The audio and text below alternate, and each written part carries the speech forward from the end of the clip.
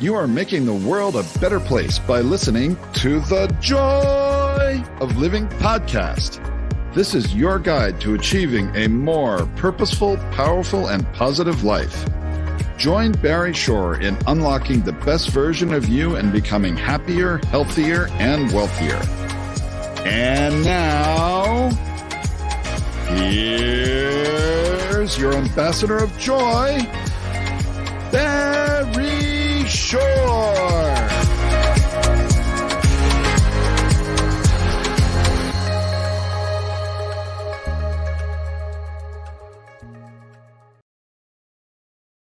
Good day, beautiful, bountiful, beloved, immortal beings, and good-looking people. Maybe you're good-looking, so always looking for and finding the good, and that's the reason you've chosen consciously and conscientiously to tune into the Joy of Living podcast with your humble host, Barry Shore, and I'm deeply honored, because right now you are being joined by 398,722 people around the world, all of whom have tuned into the Joy of Living, because one person tells another person, you're inviting your family and friends, and our audience is growing.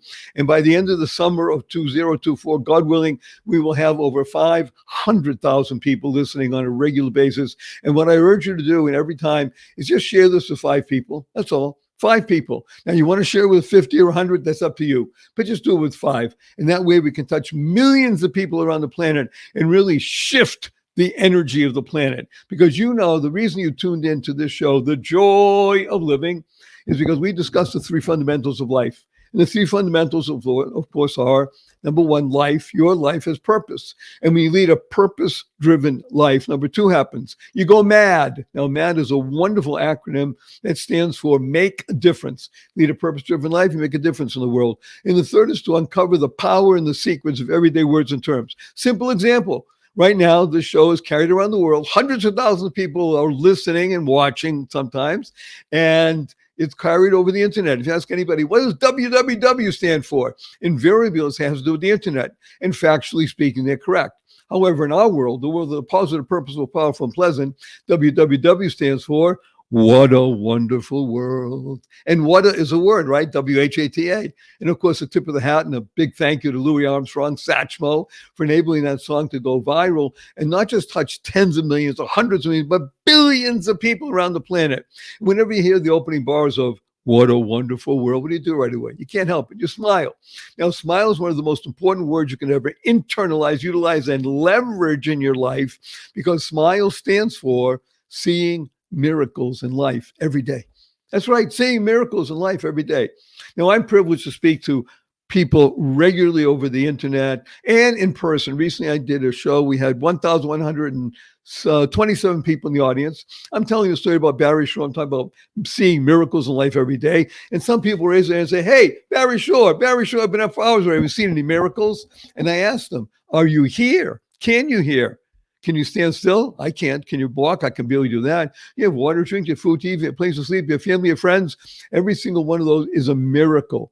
And what's the proof? Simple proof. 1 million people didn't get out of bed this morning. You know why? They died. By definition, if you're watching, you're listening, you didn't. If we have an obligation to live life to the full, exuberantly. Let me tell you a quick story. It's about me.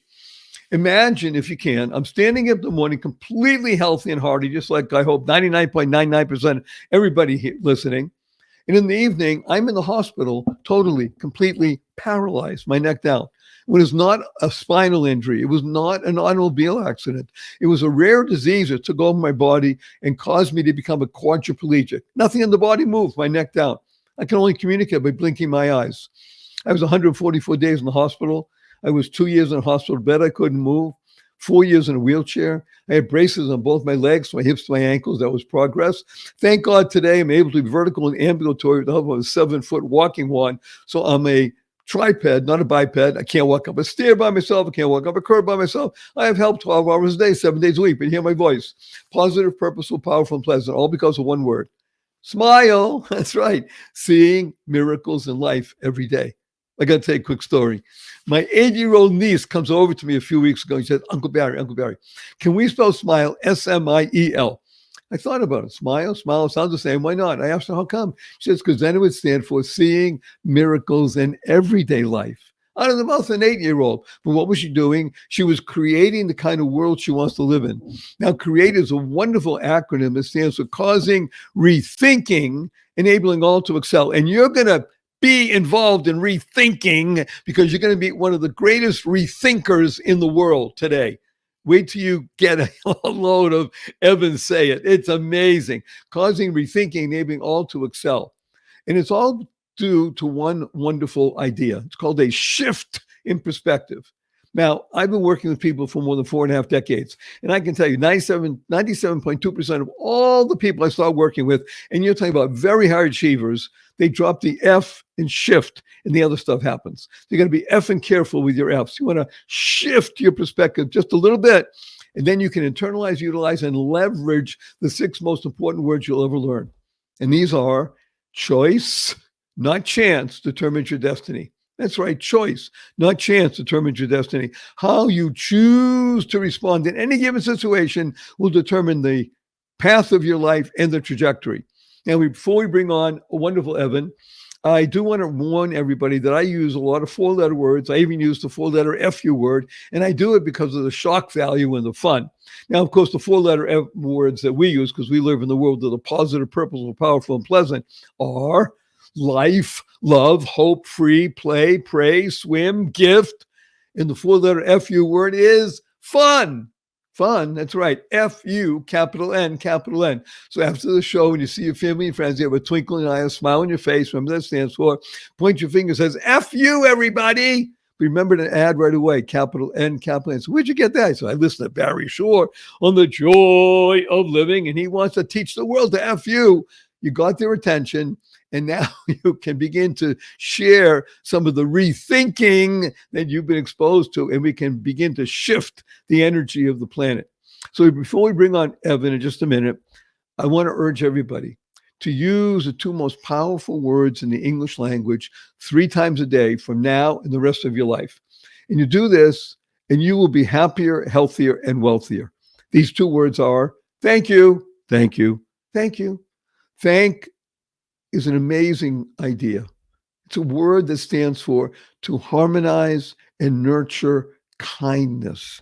To harmonize and nurture kindness. KIND is a fabulous, amazing acronym that stands for keep inspiring noble deeds. I can't think of anyone right now that inspires noble deeds for me more than amazing, wonderful, fabulous Evan Sayet. Evan, say it out loud. Say hello to 401,290 around the world. I'll just say hello all, and hello, Barry.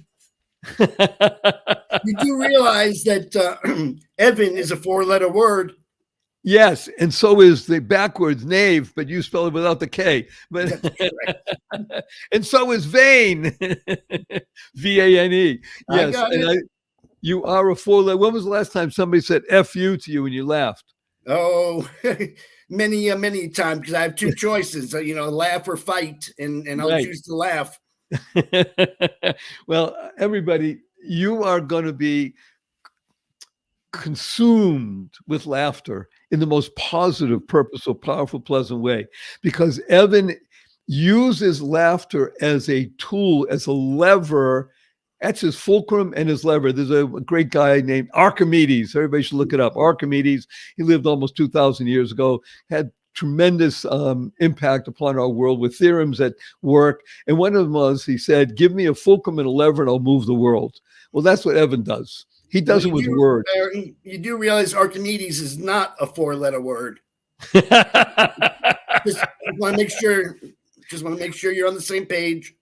Right, but I just want to let you know that the first 4 letters of his word are A-R-C-H. So he is an arch.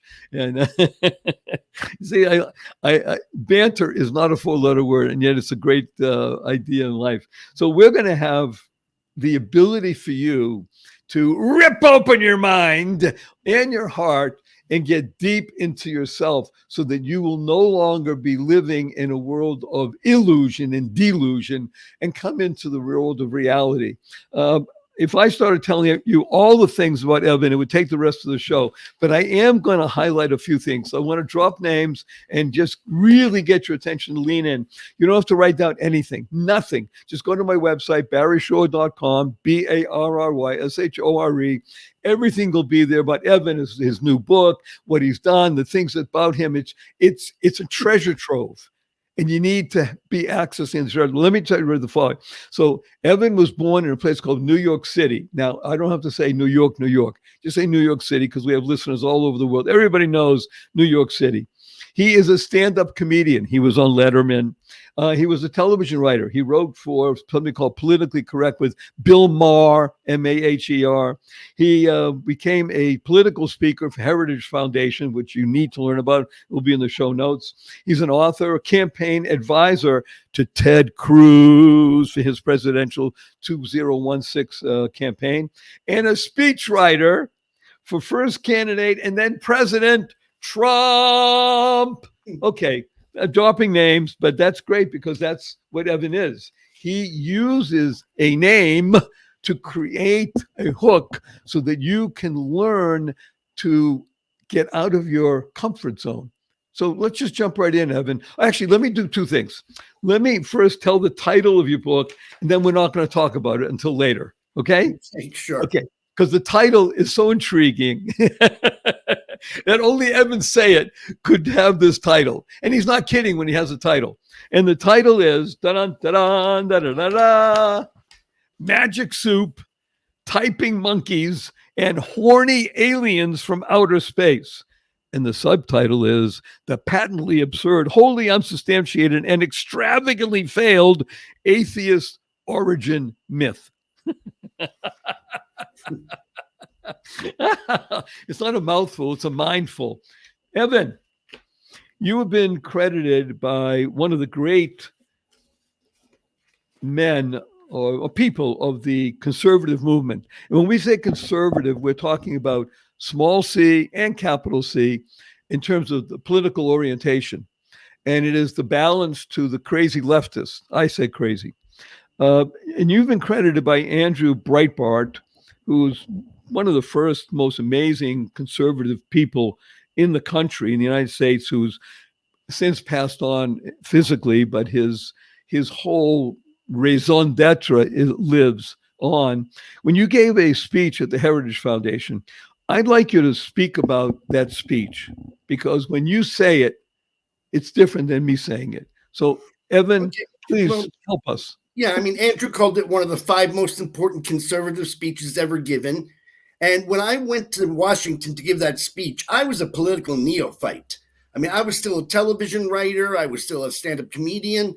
But there was one thing that I knew from both growing up in New York and then working in Hollywood, is I understood how the modern liberal mind thinks. And I gave this lecture to the Heritage Foundation that was so satisfying to so many that this 47-minute talk went viral. I mean, 47-minute talks don't go viral. 2-minute talks do. 4-minute talks do. Yeah, and it helps if you're in a bikini. And I wasn't. I was wearing a suit. And so I can't even imagine how many would have watched had I been wearing a bikini. But I explained to people in a way that was so satisfying to so many that everybody in the conservative community was sending it to everybody else. I remember when it first started to go viral, a National Review online said, they posted a bulletin, and they said, "This talk from Evan Sayet is cramming our inboxes. Please stop sending it." Wait a minute. I love that, because that just talks about the power of the spoken word. So give us 3 highlights, please, from those 47 immortal minutes. Sure. Well, after I gave that speech, I started to receive emails, fan mail, and a little hate mail too, but mostly fan mail. And periodically, this weird phrase would show up in people's letters. They would say, "You know what you have there in that talk? You have the unified theory of liberalism." Because once you understood what I said in that talk, you understand everything about why the political left rejects fact and reason and sides always and only with evil over good, wrong over right, ugly over beautiful, profane over profound, and failure over success. And so when I wrote the book based on that speech, The Kindergarten of Eden, How the Modern Liberal Thinks, I actually laid out 4 laws and 3 corollaries. Right, Barry, I'll just give you the first 2 laws and we'll be good. Right? By the way, when we say laws, I want everybody to understand these are laws that are fundamental to the human condition, much as Newton's laws of the universe. Where he was talking about physical nature, right. We're talking about human nature. Right. And there are laws to that as well. Okay, so the first law, I'm going to give it to you as it's written in the book, and then I'll explain. The first law of the unified theory of leftism, of liberalism, is that the modern liberal, that's anybody born after World War II, getting worse and worse with each successive generation, the modern liberal was raised to believe that indiscriminateness is a moral imperative because its opposite is discrimination. Barry, starting in the 1980s, by no coincidence, when the first babies born after World War II, who became the children of the 60s, well, in the 1980s, when they first began to be the powers that be in academia and education, in journalism and entertainment, in the 1980s, thinking was outlawed. It was deemed to be a hate crime. The concept behind this is that anything you believe, anything I believe, anything your 403,000 listeners believe is going to be so tainted by our personal prejudices that the only way not to be a bigot is to never think at all. Right. Now, that only gets us halfway there, because if they truly are indiscriminate, you would expect them to be wrong sometimes, right sometimes, and most of the time somewhere in the middle. But they're not. The modern liberal is always not just wrong, but as wrong can be. I mean, look at the Middle East, where they side with the Palestinian terrorists and they want to boycott the Jews. You know, look at the streets where they want to defund the police, but they have a statue to the criminals. Right? So why is it that they are always wrong? And this is the second law of the unified theory of liberalism, which is that indiscriminateness of thought does not lead to indiscriminateness of belief. Indiscriminateness of thought leads invariably, inevitably. There's nowhere else it can lead but deciding with evil over good, wrong over right, ugly over beautiful. Why? Because if nothing is better than anything else, if no religion, if no form of governance, if no familial construct, if no behavior, if nothing is better than anything else, then success is unjust. Why should a person, a nation, a religion, why should something succeed if it's not better than anything else? Right? The flip side is, to these people, failure, as proved by nothing other than the fact that they have failed, serves as proof positive that somehow the failure has been victimized. And then finally, just by extension, if success and failure is proof of injustice, then great success and great failure is proof of great injustice. And exceptional success and exceptional failure is proof of the greatest injustice of all. This is why the 2 nations they hate the most, America and Israel, they're not the 2 worst nations on the planet. They're the 2 most successful nations on the planet. So first of all, Evan, a huge thank you for articulating clearly, concisely, compellingly the 2 of the 4 laws that enable the left to not only be vocal, but to influence other beings. Because when you do use the D word, I'm a discriminating person. Mm-hmm. Wait a minute. We don't do that here. You Right. can't be a discriminating person. The word discrimination is interesting because I think it's one of only a handful of words in the English language where its 2 first meanings are diametrically opposed and mutually exclusive. One meaning is to use your intellect and experience to be able to tell small differences between seemingly similar things, like in she's a discriminating shopper. The other one is the inability to use your intellect and experience to see even the biggest difference amongst things. For example, all blacks are alike, or all Jews are alike. Or so in order to eliminate the evils of discrimination, the modern liberal has eliminated the good of discrimination. And by the way, that is part and parcel of the leftist view of the world. That is what we need to do. We're on a crusade. We can't be in a crusade, excuse me. We're on a mission to uproot that kind of thinking. Now, we love listening to Evan. And the reason we have this show is because we have great sponsors that come on and pay money to help us give out all this wonderful things for you. So we wouldn't have them on if we didn't vet them. We urge you to consider using their products and services. We'll be right back after this brief message. Don't go away. There's much more, Evan, and your mind is going to be expanded. Be right back after the brief message. What if you could shop at your favorite local stores, swipe your current credit card, and get extra cashback rewards? And what if you could also have donations sent to your favorite cause at no extra cost to you? What if this amazing program was absolutely free and very simple to set up? Well, What If is here. Welcome to Einstein Cares, where your everyday shopping gives you and your favorite cause extra money. It's fast, it's easy, and effortless.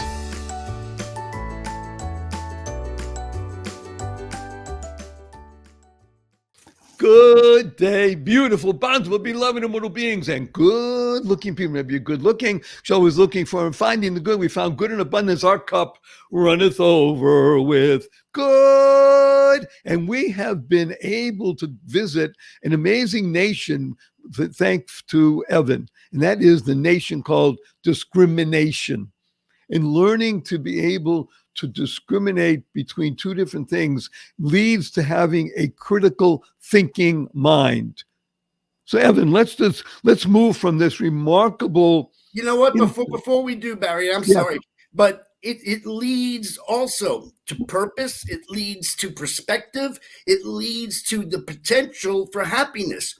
Without discriminating, you remain a child forever. And being a child may be fun when you're little, but it's not what we adults seek. And in fact, that's why my book is called The Kindergarten of Eden, because the Garden of Eden is this utopia in the scriptural sense, whereas the kindergarten is the secular version of this childish paradise.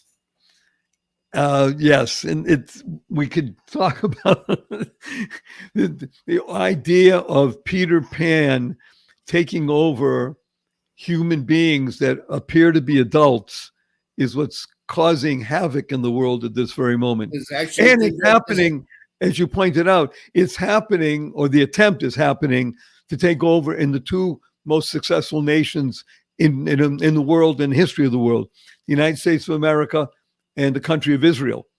Because if those two countries can be overturned in their thinking, in their politics, and the way of life, then the whole world is gone. So that's Western civilization, Judeo-Christianity, is what brought us everything from this great art to the existence of science. I mean, that's what my new book is about, that without God, there is and there cannot be anything called science. And you'll notice there is no science to biology today. You're a man, you're a woman, you're not. There's no science to medicine. So it doesn't matter if you're fatty or skinny. It's the same thing. They don't discriminate between fat and skinny. Right? And then there's no science to math even. There's no science math to math. Is racist. there's no science to art. Literally, music, the Guggenheim Museum literally just bought a banana and a piece of tape. And by the way, they didn't really buy the banana or the tape. They just bought instructions on how to buy a banana and tape. And somebody spent $150,000 for it because it's the opposite of art. You know, when Sports Illustrated comes out with their swimsuit edition, it used to be they had the most beautiful models. Now they have morbidly obese people on the cover because the point is there is no such thing as beauty, or conversely, everything is beautiful. And if everything's beautiful, then you don't have to learn the science of aesthetics. And if everything is beautiful, there's no discrimination. That we don't want discrimination. Well, the answer is we do. Of course we do. You know, as I point out, I don't know how much I have to give information-wise to make this make sense, but militant atheism. This is one thing I write about in the new book. Right? Atheism is a personal belief, has likely been around forever. But militant atheism, which is the aggressive and concerted effort to expunge belief across an entire society, it's fairly new to the modern world. I mean, it only really got intellectual credence when Marx wrote the Communist Manifesto. Actually, this is something I wanted to mention to you because I've heard you speak about this. And my reading of history, because this is my passion in life, is that it actually originated at the French Revolution. In other words, Indeed. Marx was, and the reason I mention it specifically is because the American Revolution, or our battle At about the same time, it was completely the opposite. Mm-hmm. And these two forces of nature are still battling each other today. Indeed. The only reason I don't say the French Revolution is because I'm not sure that there was a lot of intellectual credence behind it. There was a lot of violence behind it. There was a lot of rhetoric behind it, but I don't believe there was a lot of intellectual credence behind it. There was no solidified ideology there. Well, they used some of their past authors and such, but their whole world was to expunge God from the world. That they changed the calendar, they changed the times, and the idea of uprooting and destroying is part and parcel of the left. And you're right, Marx now came along and gave it intellectual, in quotation marks, credence. Right, and which of course it doesn't. It is the perfect amount of BS, which we call bullshit. See, I can say that. Oh, yeah. You have something beautiful, beautiful and social BS. Right. No, you really two 4-letter words. Oh, this is so wonderful. I want to have. This is important, Barry. This is important. Yeah. Well, it's all important. Keep going. So, since Marx, all right, and that's only 150 years ago. That's not very long ago. Militant atheist regimes have included Leninism, Stalinism, Hitlerism, Maoism, and now wokeism. And what they all have in common, besides expunging God, and we have to be clear, militant atheism or atheism is not an ideology. Militant atheism is a weapon wielded by would-be revolutionaries to clear the moral path to their rise to power. All right? So there may be vast ideological differences between wokeism and Marxism, but they both use militant atheism to clear the way for their ungodly rule. Right? And so they all make the same promise. If you reject God and embrace us as gods, we will use our godlike powers to engineer, to create a whole new, never-before-seen kind of human being and thus usher in paradise. So the Leninists and the Stalinists and the Maoists, the Marxists, they promise to use their powers to engineer a never-before-seen type of human being who is utterly without selfishness. He would toil to the best of his abilities and ask almost nothing for himself. And by doing so, they will have created a worker's paradise. The Nazis promised that they would use their power to engineer the stoic being, the one who made the right decisions, not distracted by such human emotions as empathy and sympathy and caring and love. And when they do so, they will create this perfect world. Well, what the woke promise is that if you reject God and you embrace them as gods, they will engineer a brand new, never-before-seen type of human being who is holy without hate. They don't hate anything. The problem is that love and hate is a single concept. If you eliminate hate, you eliminate love as well. All right? So then, once again, they don't discriminate between what should be loved and what should be hated. Or any of the permutations, combinations thereof. And, you can't love good unless you hate evil. You can't love beauty unless you hate ugliness. You can't love justice unless you hate injustice. So by eliminating hate, so that they don't side with the Palestinians because they love the Palestinians. They don't know the Palestinians. How can they love them? And they don't care. Is they don't hate terrorism. They don't hate rape and kidnapping, and they don't hate. When they are pro-abortion, then they're not because they are compassionate for the woman. They don't know the woman. How can they love the woman? It's because they don't care about the child. What they sell as sympathy is really disdain for the victim. So let's put something into a beautiful context, because you're talking about, as you say so eloquently, wokeism is a supremacist movement.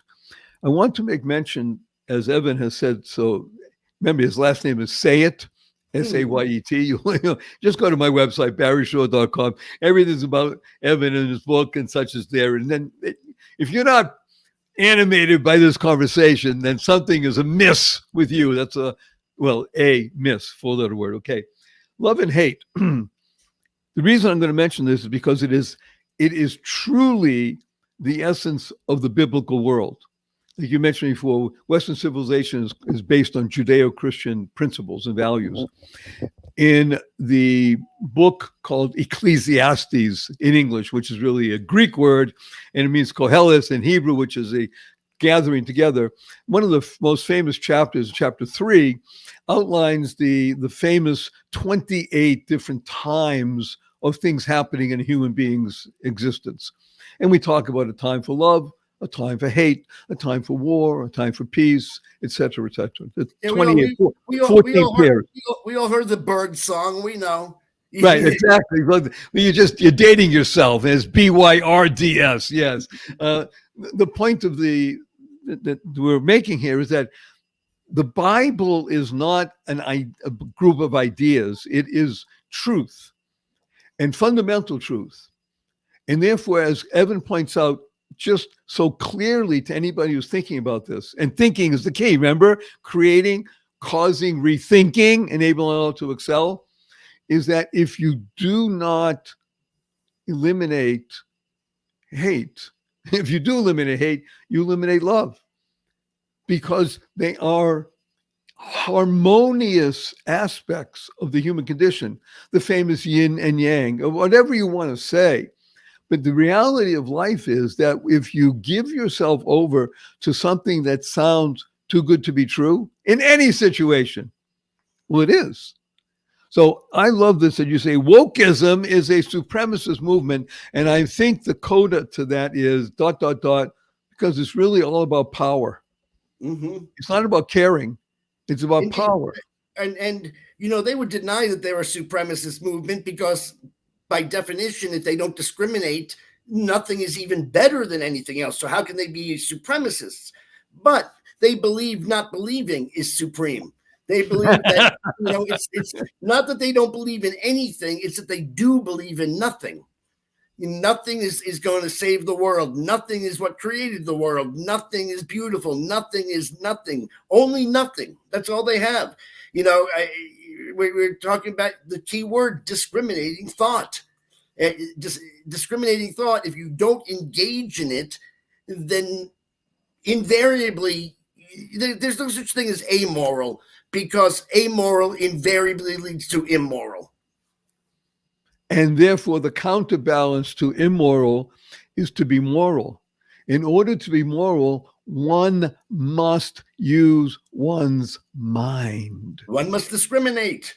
You must discriminate. I love discrimination. Now you go around talking to people like that and you'll say, what? You're a hate-filled monster. Right. So let's discuss that. No, if they give you a chance to discuss it, then you will. It's like saying to people, F you, capital N, capital N. You get their attention at least. Hey, I love to discriminate. What's the matter with? Well, let's talk about it. You have a great line about Democrats learning how to think. What is that line? I think you're referring to the first time you think is the last time you're a Democrat. it's true. I want you to repeat it because it's so classic, Evan. The first time you think is the last time you're a Democrat, because the positions that the political left take require the rejection of rational thought. Once again, rational thought being discriminating. We're just using two different words for the same point. Rational thought. So again, part of what Evan is sharing with us here, and it's really deep and profound, which of course not everybody loves. People like, hey, entertainment or edutainment. That's the nature. This is what we're doing right now. We're doing edutainment. Yes, we're tickling with each other. We're having a lot of fun, and we're learning things. And what are we learning? We're learning that the ability to think takes effort. It takes work. Work is one of my most favorite four-letter words ending with K. Work, that's what work is. And okay, I'm going to inside baseball stuff because you're old enough to remember a show when I was growing up, you were growing up, called Dobie Gillis. Of course. You must be just a little bit older than me because I was just before my time. Yeah, I am older than you. It's okay. You can say it nicely. That was very kind of you. Yeah, but one of the great character lines they put it in teenagers. He says, asked if Maynard, you're going to get a job. Work. Because people don't like to work. In other words, if you want to be a great basketball player, well, if you imagine it and you sit on the couch and you watch a lot of basketball games, I doubt very much that you're going to make any team.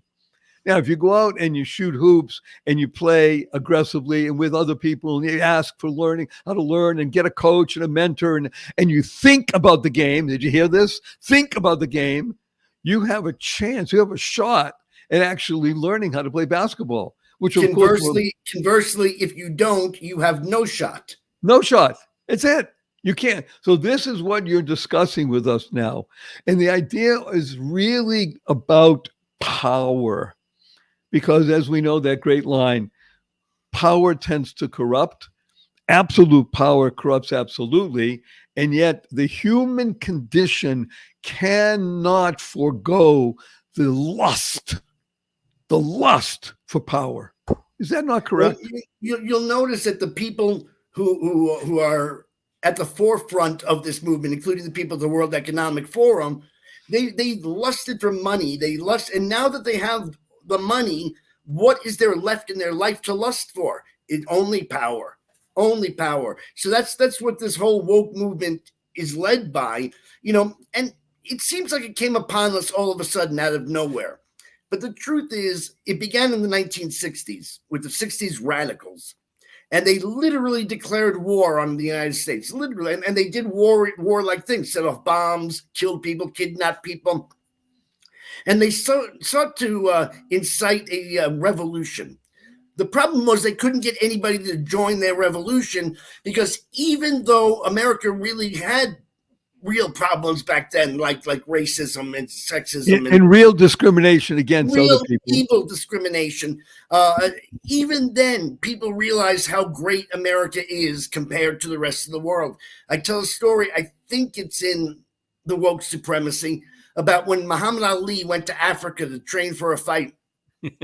and he spent his time there and he got to know people. And when he came back, the journalist said to him, Muhammad, what did you think of Africa? What did you think of the continent of your forefathers? And he said, quote, thank God my granddaddy got on that boat. As a slave. Yep. Chuck, Sing Maybelline, Chuck Berry. Now I'm showing my age, both in forgetting and in reference. But Chuck Berry went on an international tour. And when he landed at LaGuardia and came down the stairs, because remember, you used to walk down the stairs onto the field, he got down on his knees and kissed the ground. Now, keep in mind, both of these men, well, let me talk about Muhammad Ali. Muhammad Ali was a black man from the Jim Crow South. Not just a black man, but he had already converted to Islam. He was a black Muslim man in the Jim Crow South. And he still knew how good he had it in America, how good we all have it in America. Right, even back then.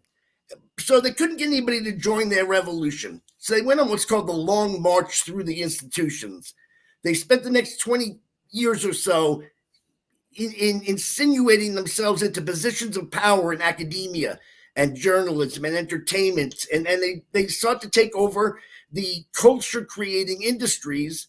And it was, not Jerry Rubin, but another one like that, who said the true flowering of the 60s will come in the 90s when we've taken over the institutions. Mark Rudd. When the true flowering will come in the 90s when we've taken over the institutions. He was wrong only because he missed the obvious. Once they had the institutions, they then had to use them to create a generation of social justice warriors. So if it's 30 years from the 60s to the 90s, Barry, what's 30 years from the 90s? 30 years. This is what it's 2020. This right now. Right, so where we are, right? Yeah. Where we are, everybody. And speaking of where we are, we're going to go to a commercial break. On the edge of your seat, don't go away. There's more Evan. There is more Evan, I promise you. Don't go away. We'll be right back after this brief message from sponsors that we vet and love, and we hope you do too. Be right back. Good day, everybody. I have some great, wonderful news for you. Everybody knows that fasting is healthy. Fasting? Healthy? That's right. However, it can be challenging. Not with Prolon. Prolon. Prolon is fasting with food. That's right. Fasting and you get to eat food. It all starts with Prolon's 5-day program. You get snacks, soups, beverages, and it's all designed to activate your body's fasting state. It's like anything you've ever experienced. I must tell you, if I was going to start a nutrition program, Prolon is exactly what I would use. It's convenient. It's backed by Nobel-winning science, and it works. So right now, Prolon is offering the Joy of Living listeners 10% off their 5-day nutrition program. I urge everybody, go to prolonlife.com/Barry. That's PROLON life.com/Barry for this special offer. 10% off for listeners to the Joy of Living, because you like to live well, and using Prolon will help you live life well. So please go to prolonlife.com, PROLON life.com/Barry for the special offer. Do it now. You will thank me. I love it when you're healthy and happy and making a difference in the world. Best wishes. Bye now. Good day. Beautiful, bountiful, beloved immortal beings, and good-looking people. Every good-looking show is looking for and finding the good. We found good in abundance, overflowing. His name is Evan Sayet. Sorry. I fell into the trap. Wait a minute. I just want to make sure you're listening. Evan Sayet. Evan Sayet. I'm having so much fun. F you, Evan. Just go to my website. Back. Thank you. Go to my website, barryshore.com, BARRYSHORE. You got to get a hold of the book, Magic Soup, Typing Monkeys, and Horny Aliens from Outer Space. The patently absurd, wholly unsubstantiated, and extravagantly failed atheist origin myth. Okay. Evan, we're on the edge of our seat. We're talking about the Long March. I'm going to mention something that is so ironic that if you were writing this and submitting it as a novel or a screenplay, then nobody in Hollywood would accept it. Because in 1968, the Democratic Party held its convention, presidential convention, in Chicago. And in those days, in Chicago, it really was a discriminating against Black people city. Leave that aside, ruled by a Democratic Party boss. And there was the uprising in 1968 and a clash. And it was the beginning of the Revolution and the trial of the seven, et cetera, et cetera. And again, nobody wanted to participate because, hey, it's America, we're having too much fun. However, look what's happened now. 2024, as you just mentioned, we're in the 2020s, right? Yep. 30 years to the 90s. Yep. Where is the Democrat Party National Convention going to be held this year? It's back in Chicago. I can only hope, we can only pray that the crazies will come out in large numbers, and they're threatening to do so, not outside the convention, but inside the convention. And the heads of the Democratic Party are saying, maybe we'll have a virtual convention. I mean, hello. This did again. If you wrote this, Evan, as a screenplay and said 1968 went all to and then no, in 2024 it'll be back in Chicago and say you're crazy. Nobody would do that. It's being done. I want to get your take on this in the last couple of minutes that we have together. How wild is this coming presidential election? Because it is possibly one of the 2 or 3 most consequential in United States history. Yep. I know we say this all the time, and maybe it's true every time, but I think this is the most important election, certainly of my lifetime. And I fear that it's going to get ugly because the political left cannot argue for anything they believe, including atheism, by the way. They cannot argue for anything they believe in the affirmative.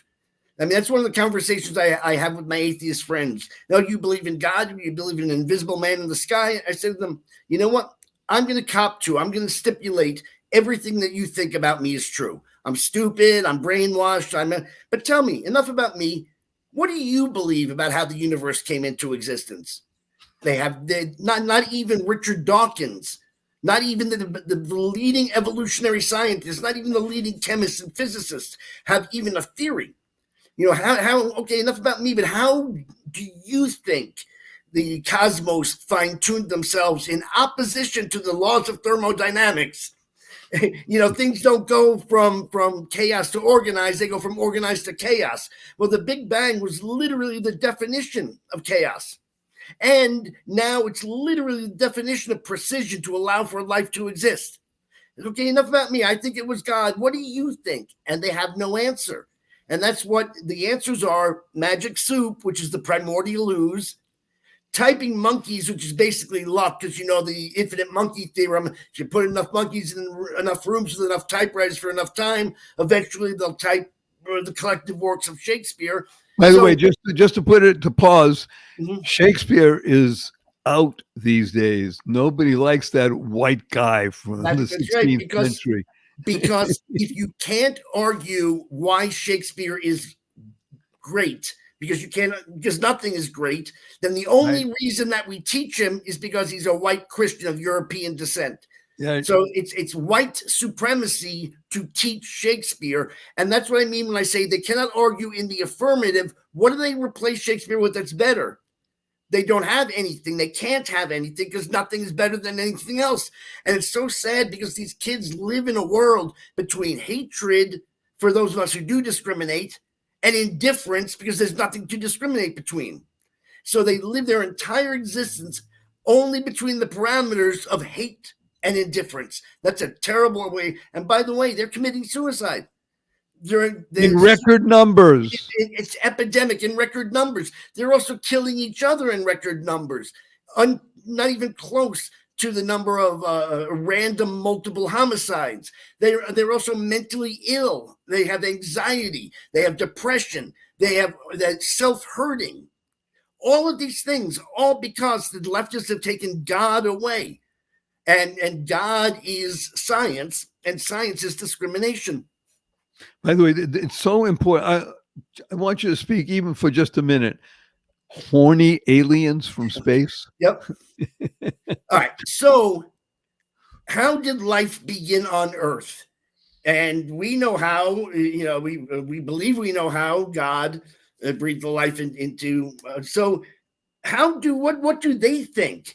And they have so exhausted their search for any possibility that life could have begun on Earth that they had to invent other planets where horny aliens came to Earth and planted their seed in the Earth. If you think I'm making this up, it's called directed panspermia. And it is literally the last remaining viable theory that the atheists have for how life began on Earth, was when billions of years ago, aliens built a spaceship and planted their seed in the Earth. And in the book, I say the only evidence that aliens had sex with the Earth is the fact that the aliens have been called once since.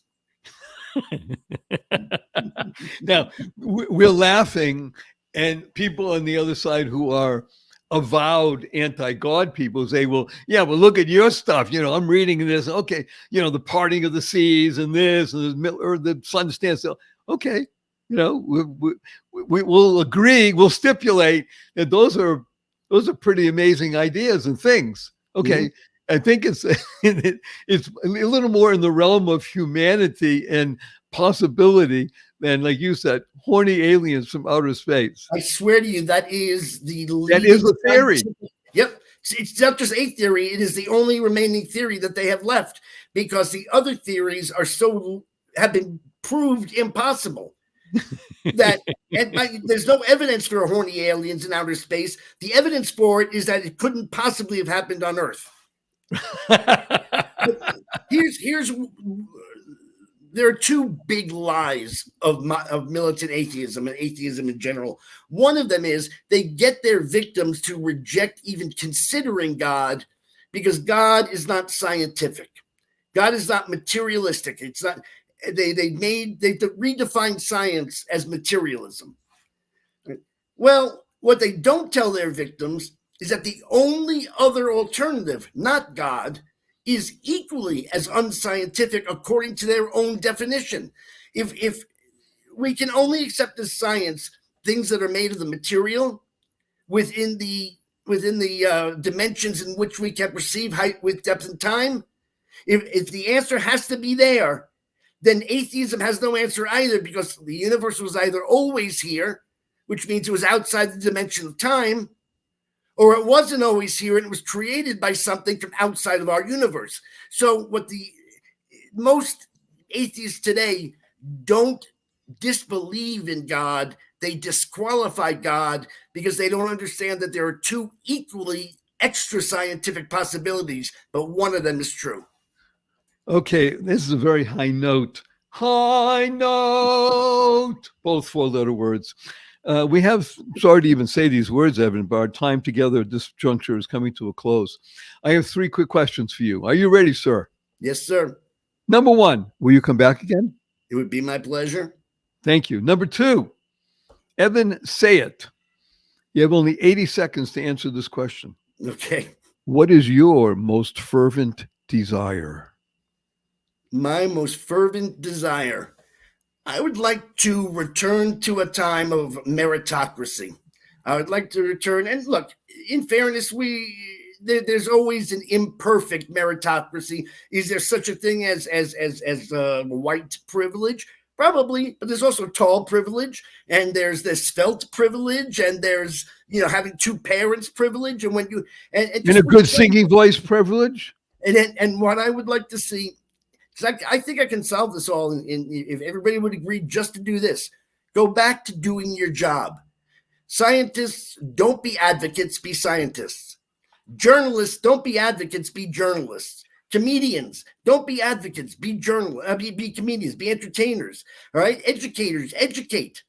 And if everybody just went back to doing their job, because I started my very first book, The Kindergarten. You only had 80 seconds. Okay. All right. Well, then now I have to come back.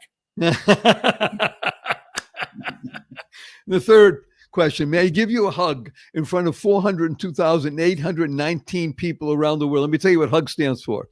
Heartfelt, unlimited giving. May I give you a hug? No, because that's a 3-letter word. I know, so we'll give you a thug. Okay. Yes. I wish you would. I wish you would. 1, 2, 3. And again, you're listening to The Joy of Living, the humble host, Barry Shore, and our amazing guest, Evan Sayet. Remember, this show is not about Evan, amazing fellow that he is, or Barry Shore, fabulous person. It's about you, Y-O-U. And it's really about you becoming the best you, because when you're the best you, you make the world a better place. You build more bridges of harmony, create more joy, happiness, peace, and love in the world. Remember, we work with the 3 fundamentals of life. Number 1, your life has purpose. You lead a purpose-driven life. Number 2 happens, a good number 2. You go MAD. MAD is a great acronym that stands for make a difference. And the third is to unlock the power and the secrets of everyday words and terms. WWW. What a wonderful world. Smile, seeing miracles in life every day. As my 8-year-old niece says, seeing miracles in everyday life. And these will make you happier, healthier, and wealthier. And then you'll be able to do this amazing thing, which is create the kind of world you want to live in. Create the causing rethinking, or as Evan points out, thinking. Create rethinking, enabling all to excel. And then what will happen? You will be able to use 4-letter words in your life. Now remember, the 4-letter words we use to live in the world of the positive, purposeful, powerful, and pleasant. Love, hope, free, play, pray, give, swim, grow. And you tell everybody to use the 4-letter word, F-U, capital N, capital S. After the show, your family, your friends, twinkle in your eye, smile on your face, point your finger, and tell them to F-U, capital N, capital S. Where'd you get that? Listen to Barry Show. What was it about? Ah! Evan Sayet, Evan Sayet. He was. You got to watch the show again. You got to share with at least 5 people so we can touch millions of people around the planet. You got to buy books. And buy that book. Get that book. It's an amazing book. A Magic Soup, Typing Monkeys, and Horny Aliens from Outer Space. And if you think the title is any good, the book is even better. I'm urging you to do that. And use the 2 most powerful words in the English language 3 times a day from now and the rest of your life. And these are thank you, thank you, thank you, to harmonize and nurture kindness. So a blessing from Evan and Barry. Go forth. Live exuberantly. Spread the seeds of joy, happiness, peace, and love. Go mad. Go make a difference. Evan, don't go away. Thank you for listening to this episode of the Joy of Living podcast. Now that's another step towards your healthier, happier, and wealthier life. Never hesitate to do good in the world, no matter what the situation. Join us for another upbeat discussion next time at barryshore.com. And be sure to leave a rating and subscribe to the show to get more conversations like this. And remember to share it with your family and friends too. See you on the next episode.